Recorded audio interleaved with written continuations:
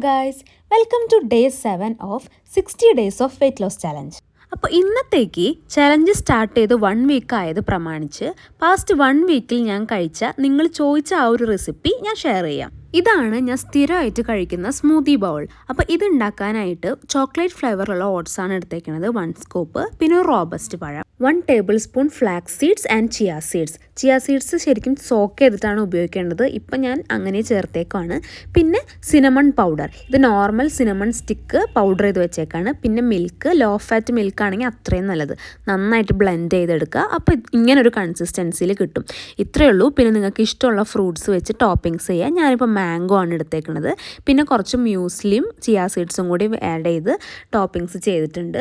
അത്രയേ ഉള്ളൂ. നമ്മുടെ healthy and tasty smoothie bowl റെഡിയാണ്. എന്നിട്ട് നന്നായിട്ട് അത് കഴിക്കുക. ഇത് ഡെയിലി വേണമെങ്കിലും കഴിക്കുക കേട്ടോ, ഒരു കുഴപ്പമൊന്നുമില്ല. എനിക്കിഷ്ടമാണ്, ഞാൻ മിക്കവാറും ദിവസങ്ങളിൽ ഇത് കഴിക്കാറുണ്ട്. അപ്പോൾ ഇനി ഡേ 8 വേറൊരു നല്ല വീഡിയോ ആയിട്ട് കാണാം. അതുവരേക്കും ബൈ.